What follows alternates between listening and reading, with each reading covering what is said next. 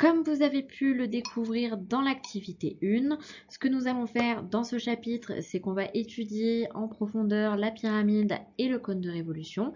C'est des solides que vous connaissez déjà au moins de vue, mais nous allons voir leurs caractéristiques.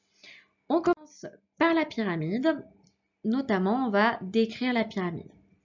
Une pyramide, c'est un solide dont une face est un polygone qu'on appellera base. Et ensuite, toutes les autres faces sont des triangles qui ont un sommet commun appelé sommet de la pyramide. Les faces, qui ne sont pas la base, sont appelées faces latérales de la pyramide. Je vais faire un petit rappel de méthode au niveau de la perspective cavalière. Pour tracer la perspective cavalière d'un solide, on suit les règles suivantes. Tout d'abord, les arêtes de même longueur et parallèles sont représentés par des segments parallèles de même longueur, qui ne sont pas forcément la longueur réelle, on va dire. Les arêtes cachées sont représentées en pointillés, et les arêtes obliques sont représentées par des arêtes qui n'ont pas la même longueur que dans la réalité. J'ai choisi de vous représenter une pyramide à base rectangulaire en perspective cavalière.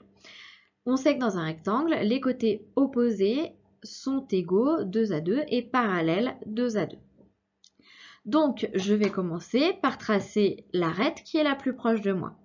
Puis, l'arête opposée à cette arête-là, lui sera parallèle et de même longueur. Ensuite, je sais que A va être relié à D et que B va être relié à C.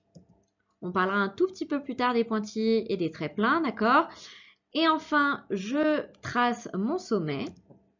Je place mon sommet que je nomme ici, puis je le relie à chacun des sommets de la base. J'ai ainsi tracé ma pyramide à base rectangulaire en perspective cavalière. Au niveau des pointillés, ça dépend comment vous avez tourné votre pyramide. Essayez d'être logique, essayez de vous représenter la pyramide dans votre tête.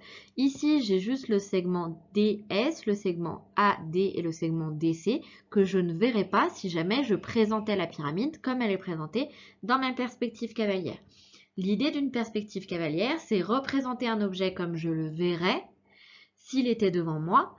Qu'est-ce que je vois? Qu'est-ce que je ne vois pas? On va parler un petit peu du vocabulaire de la pyramide. Donc, je vous donne un exemple avec une pyramide qui a une base, un quadrilatère qui est quelconque. On va avoir en premier le sommet de la pyramide. En rose, en bas, j'ai la base qui est un polygone. Ensuite, j'ai la face latérale. Ici, c'est toujours un triangle. Ensuite, la hauteur de la pyramide. C'est la distance entre le sommet et la base. Une hauteur dans un triangle, elle est perpendiculaire au côté opposé. Une hauteur dans une pyramide, elle est perpendiculaire à la base. Et enfin, une arête latérale.